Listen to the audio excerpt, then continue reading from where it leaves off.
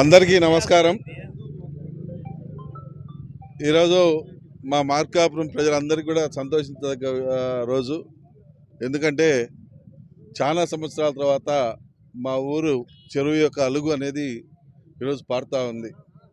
మా ఊరు చెరువు అలుగు పారుతుందని అంటే ఈ ప్రాంత ప్రజలకు ఇంకా 2 సంవత్సరాల వరకు బోర్లకు ఎటువంటి ఇబ్బంది ఉండదు అనేటువంటి పరిస్థితి ఈ ప్రాంత ప్రజల యొక్క నమ్మకం, ధైర్యం. అందుకనే మొన్న వచ్చినటువంటి మోంతా తుఫాన్ వల్ల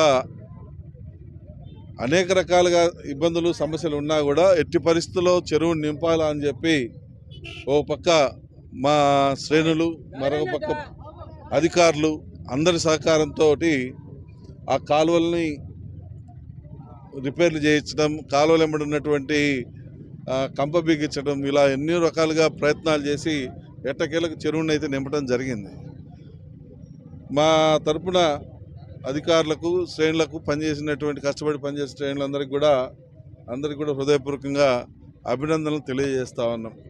అయితే ఈరోజు ఈ యొక్క ఏదైతే అలుగు పారుతుందో ఈ అలుగు పారటం వల్ల వచ్చేటువంటి నీటి వల్ల బోడపాడు అని పక్కనున్నటువంటి గ్రామంలో బోడపాడు చెరువు నిండాల్సిన పరిస్థితి ఉంది. అయితే ఆ చెరువును కూడా నింపాలా అన్న ఒక ఉద్దేశంతో ఈ మార్కాపురకు ఉన్నటువంటి 2 అలుగులలో ఒక అలుగును కొద్దిగా ఇసుక బస్తాలు వేసి వాటర్ కంట్రోల్ చేసి ఆ యొక్క వేస్ట్గా పోతున్నటువంటి వాటర్ మొత్తాన్ని కూడా ఈ యొక్క బోడపాడు చెరువు నింపేదానికి మళ్లించమని చెప్పి అధికారులకు కూడా ఆదేశాలు ఇచ్చాం.